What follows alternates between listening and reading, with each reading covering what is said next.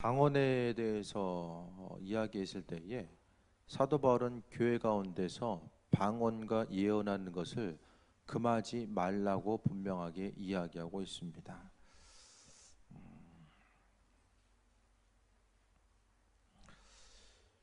교회 지금 현대 교회의 특징 중에 하나는 제가 보기에는 통일성이 많이 상실되지 않았나라는 생각을 하게 됩니다.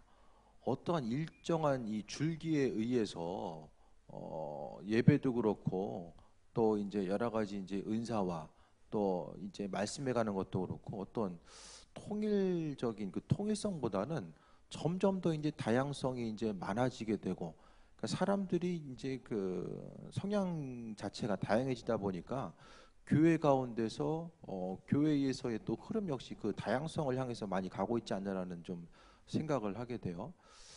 음, 온전한 예배자로서 주님께 나아가는 거, 또 하나님 원하시는 예배가 뭘까에 대해 생각했을 때에 이런 예배, 또 저런 예배, 이 모양 저 모양 많이 이야기하는데 정말로 지금의 모습 가운데서 하나님 말씀을 근거로 해서 우리가 그 온전한 분별력을 갖지 못하면은 세상 풍조에 이제 휩쓸려 가면서 이 본질적인 부분이 이 퇴색돼 나아갈 수 있는 가능성이 아주 많은 시대가 바로 지금의 때라는 것을 보게 됩니다. 뭐 잠깐 다른 얘기일 수도 있는데 지금 저녁 예배 드리는 데가 지금 저희 지방에서는 두 교회 같아요. 저희 교회랑 한 교회 더 있어요. 지금 그렇게 알고 있거든요. 그래서 막 주일날 뭐 지방 행사 있으면은 저만 교회 가기 바빠요. 뭐 이게 그런 현상들이 있고 점점 더 앞으로는 금요 예배를 또 안 드리는 데도 많이 있는 것 같고요. 또 주일날 예배가 오후에는 소그룹 모임으로 이제 해서 주일날에는 한 번 예배 드리고 나머지는 또 흩어지는 경우가 많이 있고 교회들 보면 목사님들 이렇게 얘기해봐도 주일 오후 예배 드리면 상당히 집중력이 떨어져요. 목사님들 얘기는 공통적으로 좀 집중력은 떨어진다 그 얘기를 하는데 또 교인들이 한 명이라도 더 모일 수 있는 상황 가운데서 예배를 드리려고 하다 보니까 또 이제 그런 현상들이 나타나게 되죠. 어쨌든 뭐 저녁 예배든 오후 예배든 이 본질적인 부분에 대해서 조금 더 바라보고 나가야 되고 우리가 이제 점점 더 앞으로 다가게 보게 되면은 일주일에 이제 예배 알아서 다 드리는 교회가 조금 특별한 교회처럼 점점 더 이제 느껴지는 세대가 올 거예요. 그러니까 우리가 그 교회 자체가 그 세대의 흐름에 맞춰서 어떻게 나가야 될 것인가, 어느 정도 맞추고 나갈 것인가, 뭐 그런 것도 좀 생각해 보게 되고 또 이제 후세대들이 이제 성장해 나아감에 있어서 교회 공동체가 어떤 모습으로 어떻게 나아갈까에 대해서도 우리가 좀 기도하면서 바라봐야 될 때가 지금이 아닌가라는 생각을 해보게 됩니다. 20절 말씀 보면 형제들아 지혜에는 아이가 되지 말고 악에는 어린아이가 되라. 지혜에는 장성한 사람이 되라. 더욱더 지혜로운 사람이 되고 악한 것에는 이제 힘쓰지 말 것을 이야기해요.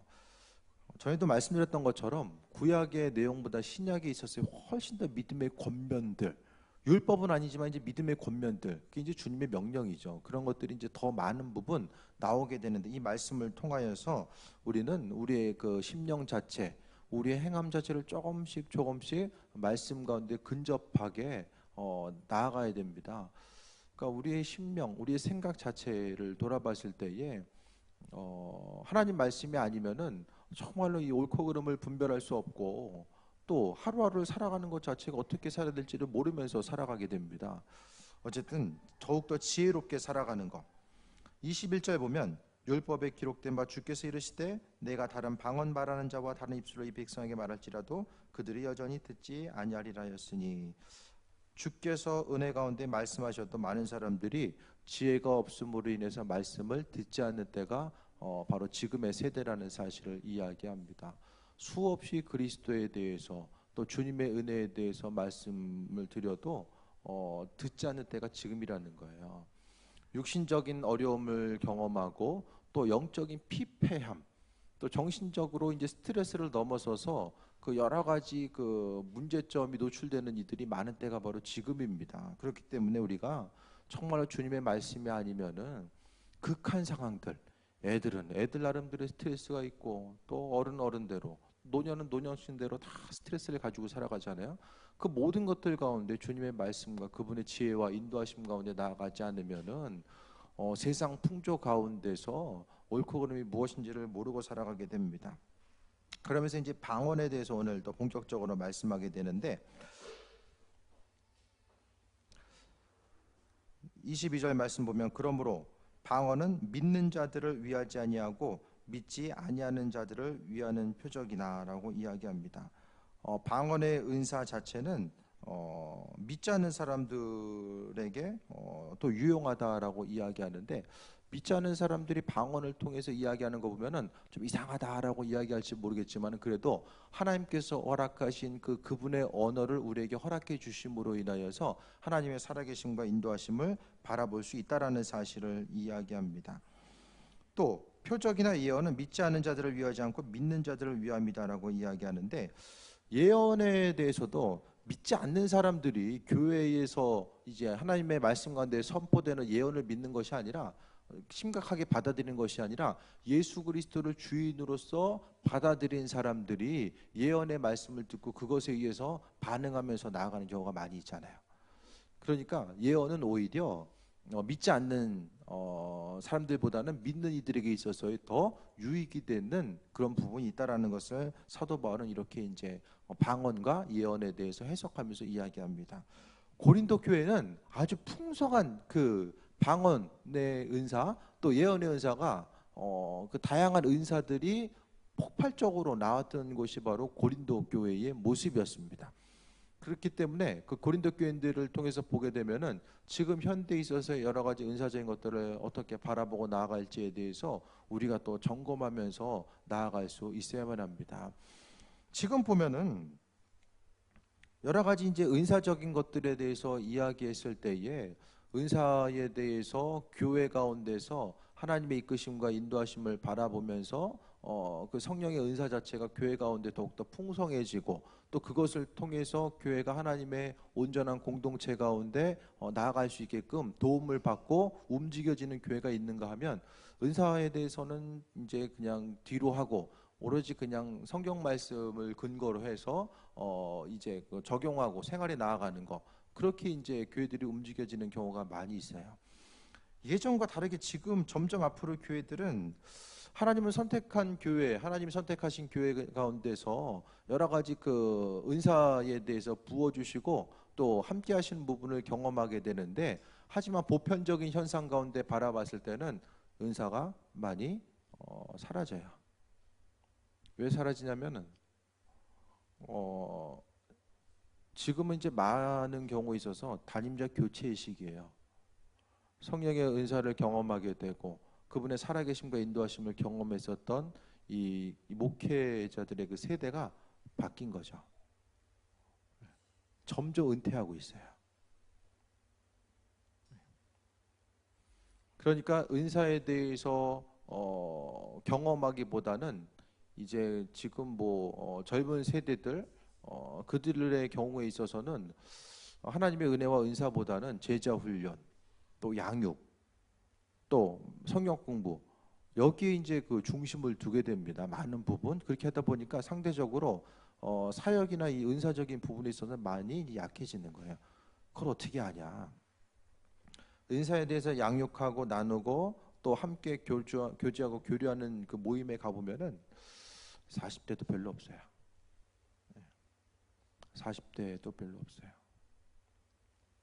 그러니까 점점 모르니까 교회 가운데서 가르칠 수 없고 나눌 수 없고 인정할 수가 없는 거예요. 그러니까 성령의 은사 자체를 인정하지 않고 받아들이지 않는 곳에서는 그 은사가 폭발적으로 나타난다든가 또 은사를 통해서 교회가 온전히 세워지는 현상들이 점점 더 사라지게 됩니다. 그러니까 젊은 세대들 은사적인 부분에 있어서는 신학교에서는 배울 수가 없어요. 신학교에서는 은사에 대해서 뭐 구체적으로 심각하게 어떤 것이 있다 그것을 통해서 어떻게 나가야 된다라는 사실을 안 가르쳐 줍니다. 몰라요. 그러니까 졸업하고 스스로 접해야 되는데 신학교 다닐 때에 은사에 대해서 별로 이렇게 생각하지 않고 또 교단적인 배경이나 교회적인 배경이 또 접근할 수 있는 생각해 볼 수 있는 여지 자체가 없다라고 하면은 이제 방법이 없는 거죠. 그러니까 많은 이들이 그렇게 지내다가 이제 50대나 60대가 되어서 이제 목회에 있어서의 그런 은사적인 부분이 있다는 사실을 생각하고 또 접하려고 힘쓴 이들은 좀 보이는 것 같은데, 어쨌든 점점 더 세대가 이제 바뀌어지면서 아버지 때 성령 역사 가운데 교회를 뜨겁게 기도로서 세워나가는 교회도 이제 그 이대 이제 후대의 이제 목회자가 됐을 때는 그와 같은 전통들이 잘 이어지지 않는 때가 바로 지금의 모습입니다. 그러니까 방언의 은사나 여러 가지 예언이나 은사들에 대해서 이야기했을 때 성경은 사도 바울은 분명히 방언이나 예언하는 것에 대해서 막지 말라고 이야기하고 있는데, 교회가 모르니까 오히려 해외에 있는 교회들, 선교지에 있는 교회들, 성령의 충만한 역사 가운데 성장하는 교회들은 여러 가지 그런 은사들이 나타나게 되는데, 오히려 이제 국내 교회 가운데서 역으로 많은 그 성령의 역사, 인도하심을 잃어버리면서 나가게 됩니다. 근데 중요한 것은 성령의 인도하심이 아니면은 믿지 않는 사람들이 복음을 받아들일 수 있는 가능성 자체는 점점 더 희박해진다라는 거예요. 성령의 역사는 뭐냐? 우리로 하여금 하나님의 살아계심, 예수 그리스도께서 지금 나와 함께 하심을 구체적으로 드러내는 것이 바로 성령의 역사입니다. 우리가 믿음 흔들리지 않고 하나님 앞에 온전히 나아갈 수 있도록 도와주는 역할하는 것이 바로 성령의 역사고 그분의 인도하심이라는 사실을 우리가 생각했을 때에 교회 가운데서 방언이나 예언에 대해서 바라보고 그 방언과 예언을 통하여서 결국에는 뭐냐면은 하나님과의 더 친밀함, 은사의 목적은 하나님과의 친밀함이에요. 그분의 살아계심을 더 깊이 경험하고 깨달아서 마지막은 복음 전파의 도구로서 사용되는 것. 주님의 제자들의 모습도 생각했을 때에 예수님께서 말씀하셨잖아요. 제자들에게 너희는 성령 받기 전에 예루살렘 떠나지 마 말씀하셨어요. 성령 받는 것이 무슨 상관이냐? 성령을 받아야지만이 또 그분의 인도하심과 예비하심, 하나님의 능력 자체가 나타나게 되고, 그 능력을 통하여서 물론 말씀이 먼저 전해지겠지만은 말씀이 살아있음에 대해서 또 증명하는 것이 성령의 강력한 역사임에 대해서 생각했을 때에 그 성령 받고 나가서 전할 것에 대해서 이야기하는 거야.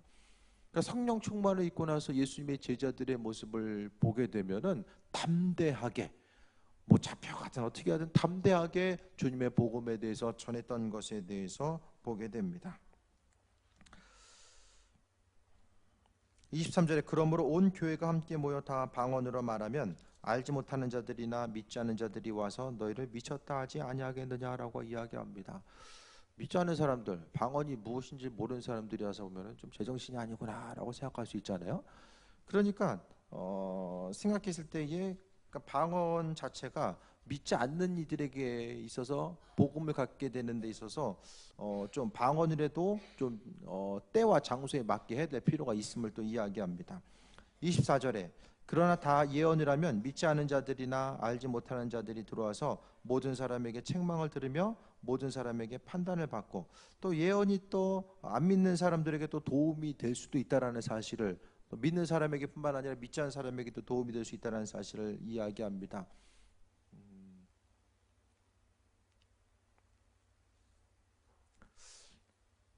이광선 목사님이 미용실 가서 태몽 해석을 해주면서 전도를 많이 했다라고 그러더라고요. 태몽은 그대로 이제 삶의 모습이 드러나기 때문에 꿈 해석을 통해서 전도를 한 거예요. 그와 같은 거. 그러니까 예언을 통하여서 이제 그 전할 수 있고 나타낼 수 있고 그 주님의 살아계심을 나타낼 수 있는 아주 중요한 부분이 된다는 거예요. 그러니까 예언 은사에 대해서도 우리가 개발해야 되는 거, 개발하는 게 다른 것이 아니라 하다 보면 익숙해지잖아요. 그렇죠? 안 하면은 아무리 잘해도 오랜만에 하려면 잘 안 돼요.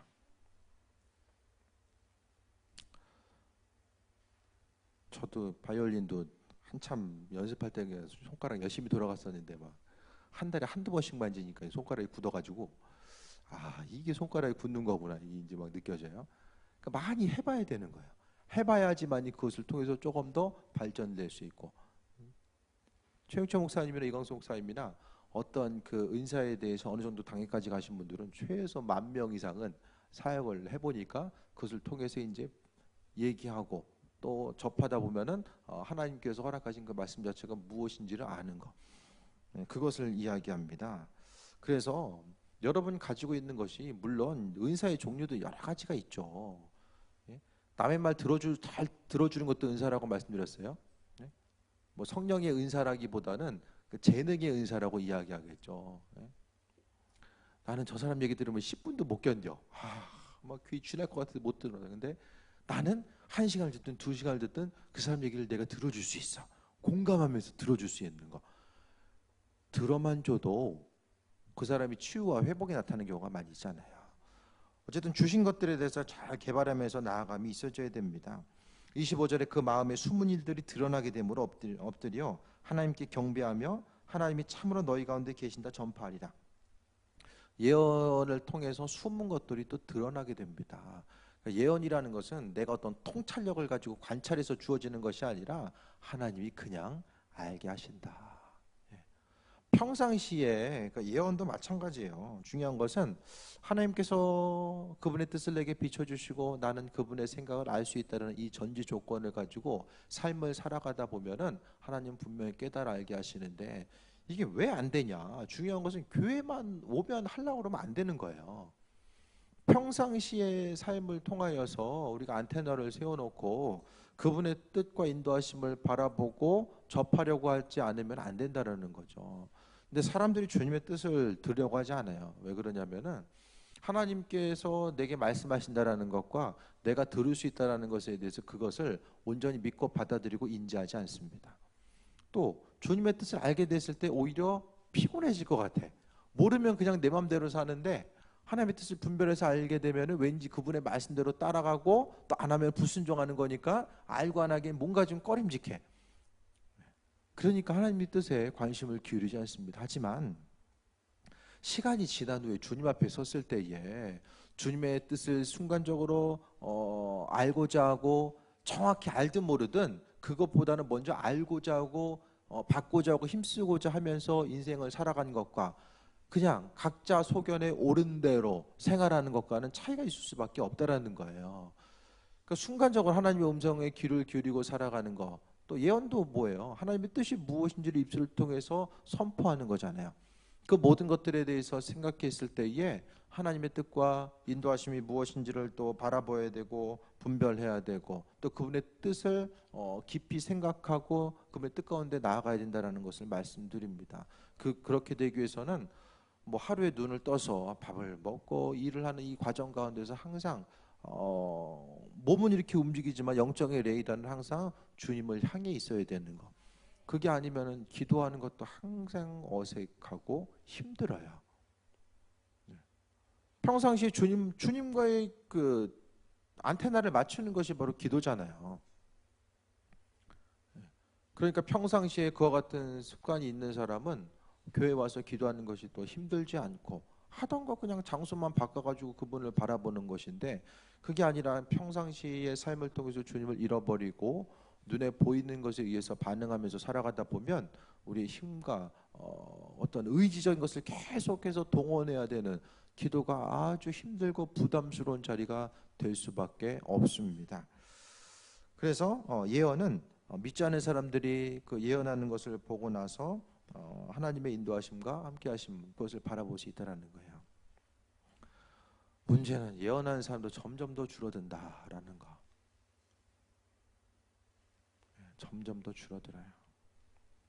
그게 어떻게 생각하면은 참 안타까운 현실이에요.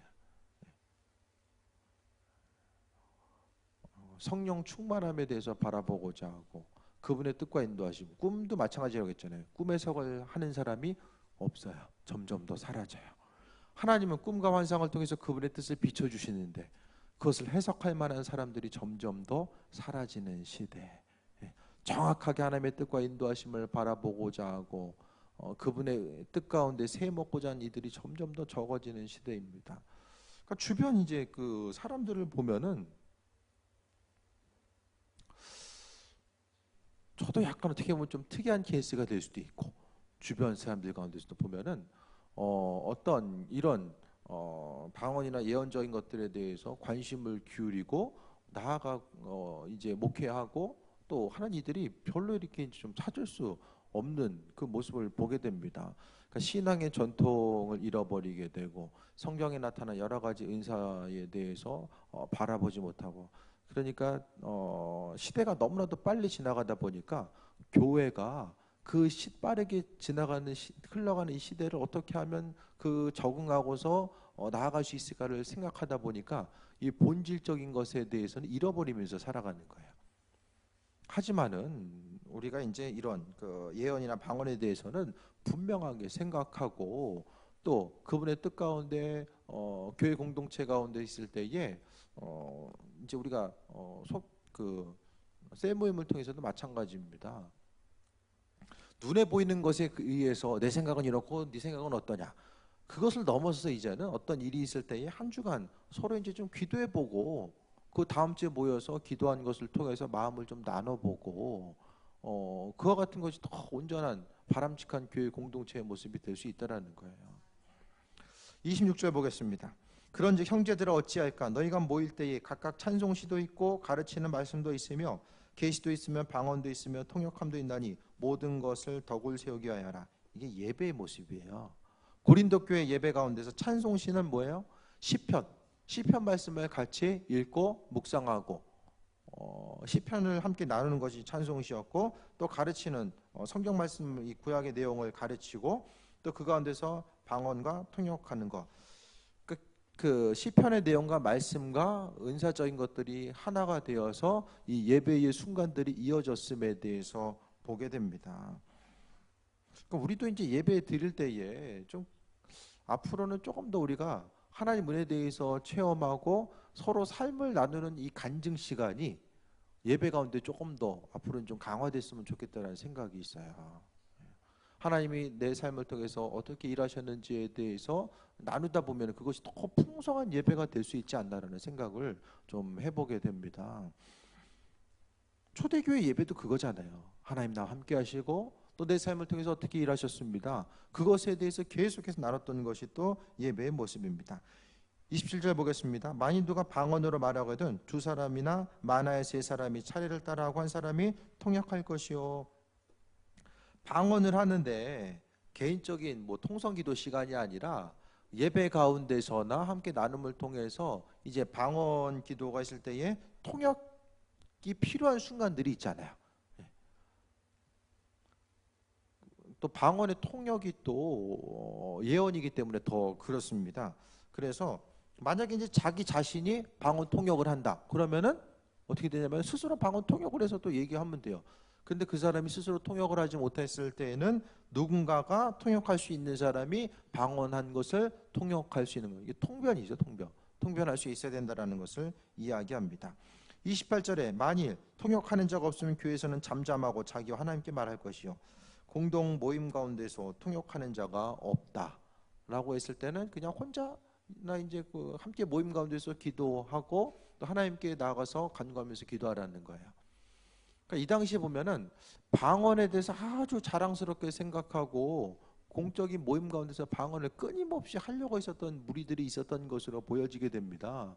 그래서 방언할 때는 통역이 안 되면 어차피 다른 사람들이 못 알아듣고 하니까 그거 자체가 약간의 예배 가운데 혼란을 줄 여지 자체가 있으니까 통역하는 데 있어서 방언이 공적인 모임 가운데 기도했는데 이제 어떤 방언 기도가 계속 나오는 거예요.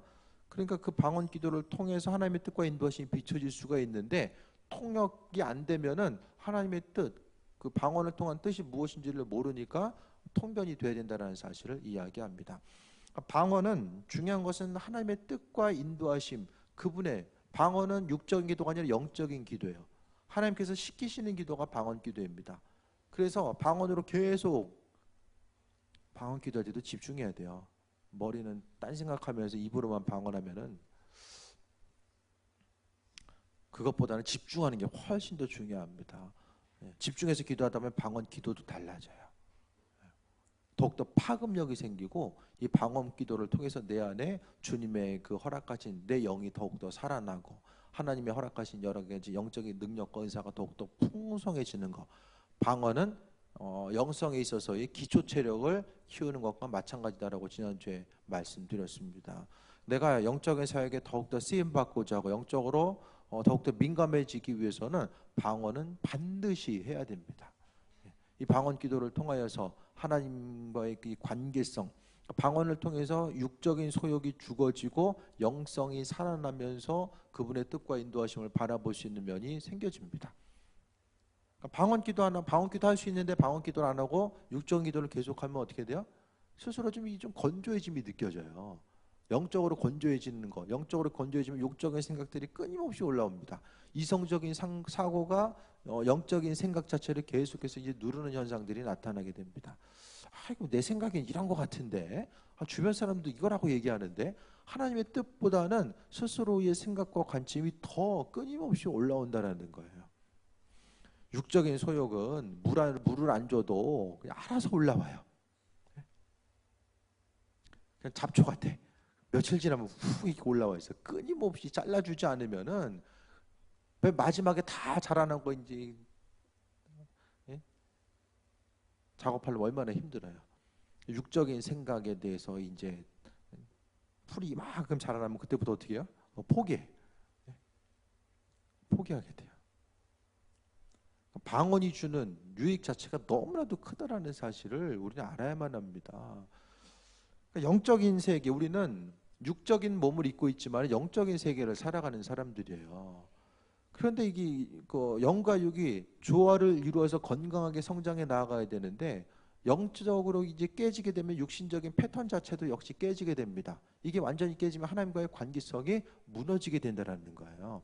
그러니까 방언 기도를 통해서 우리는 항상 영적인 긴장감을 유지해야만 합니다. 베드로서를 통해서 5장 8절을 통해서 지금이 사단이 우는 사자같이 삼킬 자를 찾아서 다닌다라고 이야기하잖아요.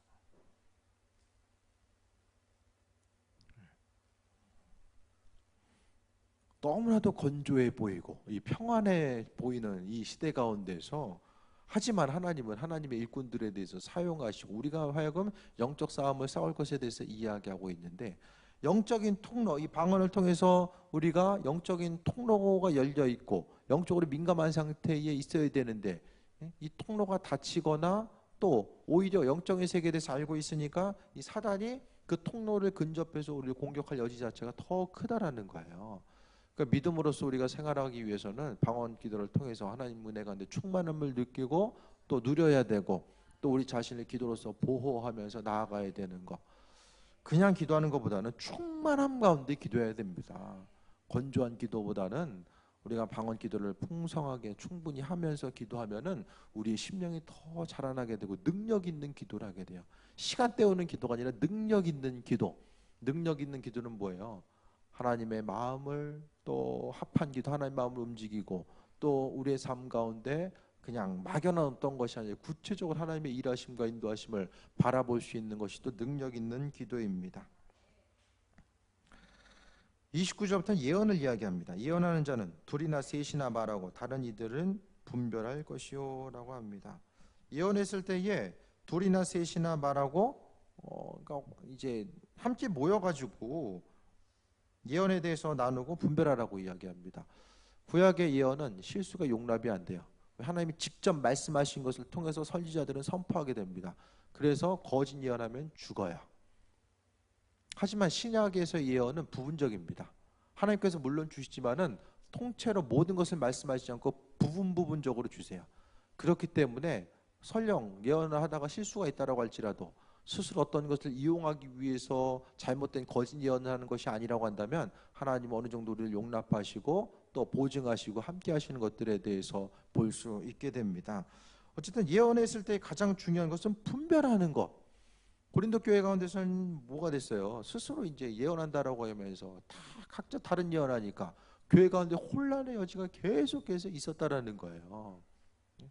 예언하는 이들이 몇 명 있어서 서로 잘못된 다른 내용하면 뭐예요? 내가 한 게 맞아. 저 사람 뭐 잘못됐어. 몇 사람이 나와가지고 그러다 보면 교회는 쑥대밭됩니다. 아무것도 안 남아요. 서로 이제 이게 뭐가 문제일까? 서로를 또 의심하게 되고 저 사람 영이 좀 잘못됐어. 이렇게 내가 좀 온전하고 저 사람 잘못됐다라고 이야기하면서 교회가 어려움을 겪게 됩니다. 이것이 이제 한국 교회 가운데서 예언이 많이 이제 위축되게 된 원인이 되었음을 보게 됩니다. 그래서 예언하는 자는 둘이나 셋이나 말하고 다른 이들은 분별하는 거. 서로 이제 분별해 주는 게 중요합니다. 30절에 만일 곁에 앉아 있는 다른 이에게 계시가 있으면 먼저 하는 자는 잠잠할지니라라고 합니다. 함께 기도하다 어떤 사람이 이제 주께서 마음을 주셔가지고 이야기했어요. 그런데 그 다음에 이제 옆 사람이 이야기하면 다른 사람들 이야기하지 말고 그 사람의 얘기를 들으라는 거죠.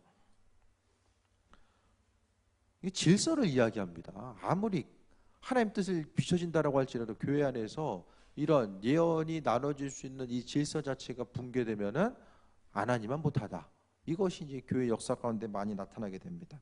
31절에 너희는 다 모든 사람으로 배우게 하고 모든 사람으로 권면을 받게 하기 위하여 하나씩 예언할 수 있느니라 라고 합니다. 이게 뭐냐면은 어떤 특별한 사람들뿐 아니라 성령 받은 모든 사람들이 예언할 수 있다라는 사실을 말씀하고 있는 거예요. 예언이 뭐예요? 하나님의 뜻을 비춰서 아는 거잖아요. 하나님은 모든 사람들에게 하나님의 뜻에 대해서 비춰주시고 함께 하신다라는 사실, 어떤 예언의 특별한 은사들이 있고 물론 조금 더 직임으로서 쓰임받는 이들이 있어요. 하지만 기본적으로 하나님의 뜻을 알아갈 수 있는 그 은혜를 하나님 우리에게 허락해 주셨다라는 사실을 이야기하면서 오늘 31절을 통해 사도 바울도 이야기하는 것이 모든 사람이 다 예언할 수 있다라고 이야기하고 있습니다. 32절에 예언하는 자들의 영은 예언하는 자들에게 제재를 받나니, 훈련과 양육이 필요하다라는 거예요. 나는 어느 날 하나님께서 예언을 열어주셨어. 예언하는 사람은 사단이 틈탈 가능성도 더 커요. 영적인 세계를 바라보고 예언하니까 영적인 세계를 믿고 있으니까 사단이 거기다가 잘못된 것을 던져놓기도 쉽다라는 거예요. 그러니까 먼저 예언하는 사람, 교회 지도자들에게 제재를 받아라, 관리를 받으라는 거예요. 그게 되어야지만이 그때 하나님께서 마음을 주셨어도 이 말을 언제 내가 해야 될 것인가, 잠잠해야 되는 것인가, 지금 이야기해야 되는 것인가, 그것을 온전하게 분별해야 되기 때문에 제재를 받는다라고 말씀하고 있습니다. 그 교회에서 은사를 이야기하면서 하나님께서 얼마나 이 질서를 말씀하셨는가, 또 여러 가지 은사들이 나타남에 있어서 교회 가운데 교회라는 이 틀 자체를 얼마나 중요하게 여기셨는가. 그 여러 가지 아무리 강력한 은사가 있어도 교회의 틀을 벗어나게 되면은 변질됩니다. 제재를 받을 수가 없어요. 그러니까 스스로 잘못돼 있어도 잘못된 줄을 모릅니다. 암세포와 같아요. 뭐 대장암 같은 것도 심각하게 증상이 나타나기 전까지는 모르잖아요. 가장 큰 문제점, 은사에 있어서 가장 큰 문제점은 스스로 병들어도 병든지를 모른다라는 것이 가장 큰 문제입니다. 그리고 다른 사람들이 좀 이상하다 얘기를 해줘도 저 사람들은 모르기 때문에 저렇게 얘기하는 거야. 이렇게 이야기하거든요. 그 은사를 경험하고 존귀하게 쓰임받기 위해서는 항상 겸손함으로, 항상 긴장감을 가지고 나 자신을 말씀 가운데 끊임없이 비춰보아야지만이 마지막까지 쓰임받을 수 있습니다. 33절 보겠습니다. 하나님은 무질서의 하나님이 아니시오 오직 화평의 하나님이시니라. 모든 성도가 교회 삶과 같이 무질서가 아니라 화평을 이루시는, 하나님 무질서한 거 되게 싫어하신다라는 거예요. 성경을 통해 보게 되면, 창세기부터 보게 되면 철저하게 하나님 질서를 만들어 놓으셨어요. 그 질서 가운데서 함께 교회 공동체가 움직여지고 하나님 나라의 확장을 위해서도 하나님은 조직과 질서를 통해서 그분의 일들을 행해 오셨다라는 사실에 대해서 보게 됩니다. 뭔가 좀 좋아 보이는데 질서가 없다, 그러면 아닌 거예요. 아무리 좋아 보이고 열매가 있어도 질서가 없으면은 아닌 것입니다. 하나님은 그토록 질서를 강조하셨다라는 것. 그러니까 고린도 교회 문제는 여러 가지 풍성한 은사들은 다 나타나는데 질서가 깨지다 보니까 오히려 모든 것들이 다 안 하니만 못하게 되는 이런 결과들을 가져오게 됐습니다. 34절에 여자는 교회에서 잠잠하라. 그들에게는 말하는 것을 허락함이 없나니 율법에 이른 것 같이 오직 복종할 것이요. 우리 교회는 여자들 잠잠하면 누가 얘기하나?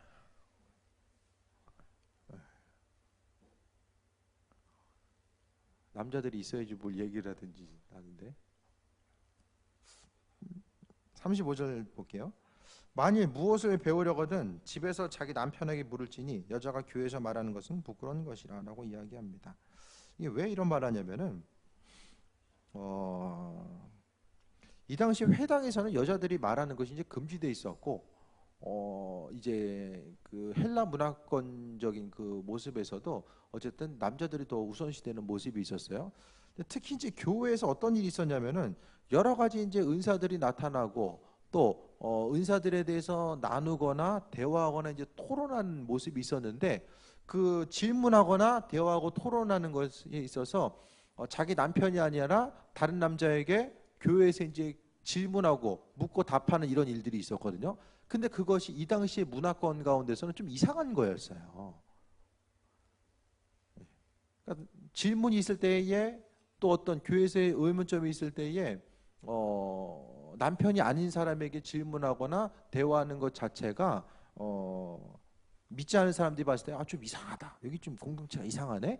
그렇게 말할 여지들이 있었기 때문에 오늘 35절을 통해서 이야기하는 것을 연속선상에서 보게 되면은 만일 무엇을 배우려거든 집에서 자기 남편에게 물을지니 여자가 교회에서 말하는 것은 부끄러운 것이라 라고 이야기하는 것. 그러니까 질서를 깨고 말하는 것이 부끄러운 것이다. 그 차원에서 오늘 사도 바울은 이야기하고 있습니다. 하나님의 말씀이 너희로부터 난 것이냐 또는 너희에게만 임한 것이냐. 하나님 말씀은 특별한 누구에게만 주어지는 것이 아니라 성령 충만함을 통해서 하나님의 백성으로서 살아가고자 하는 많은 이들에게 하나님께서 허락해 주셨다라는 사실을 말씀하고 있습니다. 37절에 만일 누구든지 자기를 선지자나 혹은 신령한 자로 생각하거든 내가 너에게 편지하는 이 글이 주의 명령인 줄 알라.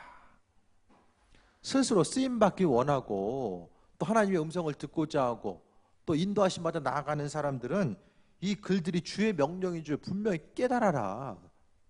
권면해주고 있는 거예요. 은사는 주어졌는데 가르쳐주는 사람이 없을 수도 있고 또 배웠어도 스스로의 것을 이제 강하게 나타나다 보니까 이제 그 위로부터 내려오는 이 질서 자체를 받아들이지 않는 그들에게 쓰임 받고자 하면 주의 명령인 줄 믿어라. 그것을 아주 이제 강력하게 강조하고 있습니다. 만일 누구든지 38절에 알지 못하면 그는 알지 못하는 자니라. 39절에 그런즉 내 형제들아 예언하기를 사모하며 방언 말하기를 금하지 말라. 교회에서 방언해야 되고 예언해야 됩니다. 사도 바울이 분명하게 금하지 말라고 이야기하잖아요. 필요하니까.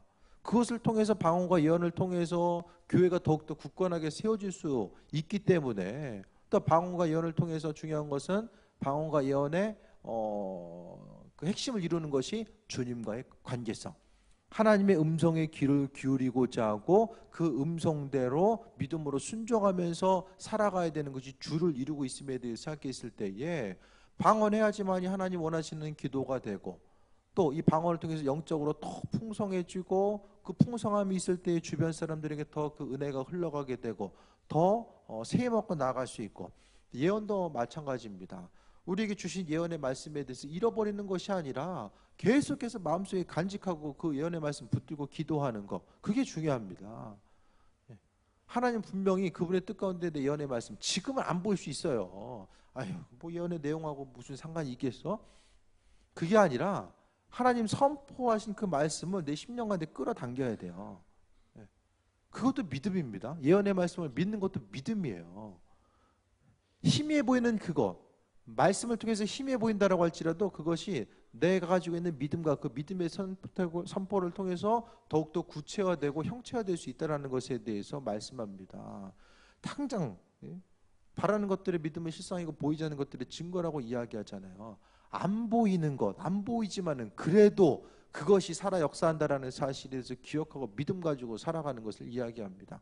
맨날 눈에 보이는 것만 해서 근거로 살아가면 인생이 얼마나 재미가 없어요. 정말 재미가 없어요. 보이는 것이 다다라고 생각했어요. 너무 재미가 없잖아요. 하나님의 분명히 우리에게 주신 예언의 말씀, 그것에 대해서 기억하고 받아들이고 또 그것을 이루기 위해서 힘쓰고 나아가는 모습을 분명히 말씀하고 있습니다. 요셉이 꿈을 통하여서 하나님께서 말씀해 주셨잖아요. 꿈계 예언이나 마찬가지잖아요. 꿈을 통해서 형님들의 집단이 내게 인사하는 그런 것을 보게 되잖아요. 몇 집단이 인사하잖아요. 그 이후에 요셉의 삶이 어땠어요? 오히려 인사하는 삶이었어요. 보디발의 집에 끌려가지고 열심히 인사했고, 감옥에 가서 열심히 인사했고, 계속해서 인사하는 삶을 살았어요. 하지만 요셉을 통해서 요셉은 분명하게 꿈을 기억했고 간직한 사람이었습니다. 그 간직함이 형체를 통해서 나타나고 하나님의 인도하심과 함께하심을 경험할 수 있었다라는 사실에 대해서 보게 됩니다. 예언이 왜 금방 이루어지지 않을까? 그것에 대해서 때로는 의심할 때가 있어요. 예언에 대해서 우리가 다시 한번 요셉을 예를 통해서 보게 되면, 요셉이 이제 나중에 애굽의 총리가 되잖아요. 요셉이 아버지의 집에 있을 때는 목축의 전문가가 됩니다. 목축 전문가. 아버지가 목축했잖아요. 형제들도 목축하게 됩니다. 그리고 보디발의 집에 가서는 가정 총무를 하면서 농업의 전문가가 돼요. 이스라엘 민족들, 이집트 민족들은 농업을 주로 하잖아요. 나일강을 중심으로 농업이 발달되게 됩니다. 농업의 전문가가 돼요. 감옥에 가서는 행정의 전문가가 돼요. 이 세 가지 것을 다 마치게 됩니다. 감옥에서 술 맡은 관원장이 올라가게 되고 그 다음에 2년을 더 있어요. 애굽에서 관직에 오를 수 있는 나이가 30세입니다. 그거 맞춰가지고 하나님께서 감옥에서 꺼내놓으신 거예요. 만약에 그때 되기 전에 꿈을 해석하고 그런 단계 없이 만약에 술 맡은 관원장이 저기 감옥에 요셉이라는 사람이 있는데 죄가 없는 것 같아요. 좀 만약 거기서 나왔어요. 그럼 어떻게 돼요? 다른 집 노예로 가는 거죠. 그거밖에 더 있겠어요? 하나님의 계획과 시간표에 맞춰서 그분의 일들을 이루어 나갔다라는 사실에 대해서 우리가 말씀을 통해 보게 됩니다. 지금 현실 가운데 예언의 말씀이 선포됐을 때 여전히 현실은 좀 변하지 않는 것 같아요. 뭔가 좀 먼 얘기처럼 들려져야 하지만 그 시간을 견디면서 하나님께서 우리에게 분명히 바라고 원하신 일들이 있다라는 사실, 예언의 말씀, 약속의 말씀 붙들고 나아가는 것이 또 얼마나 중요한지를 생각해 봐야 됩니다. 40절에 모든 것을 품위 있게 하고 질서 있게 하라.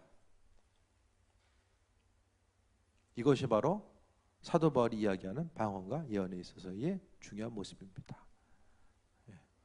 무질서한 것이 아니라 품위 있고 질서 있게.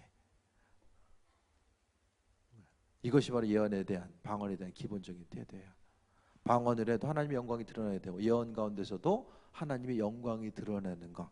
하나님의 영광이 드러나는 곳에는 품위가 있고 질서가 있어요. 왜? 하나님의 성품이에요. 품위와 질서. 세상 우주 만물이 형성되고 움직여지는 모든 것들을 보게 되면 그분이 얼마나 체계적이고 질서 있는 분이신가를 생각해 보게 됩니다.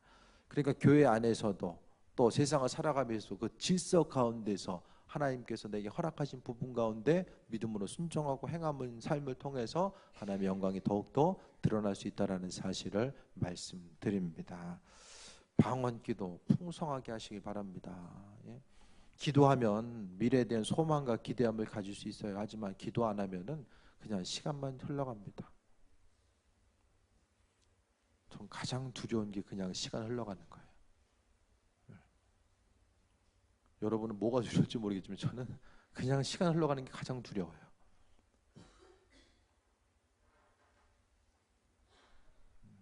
기도하시고 그 기도를 통해 하나님의 인도하심 바라보시고 또 기도하다 보면 하나님께서 더욱더 영적으로 민감하로 허락해 줍니다.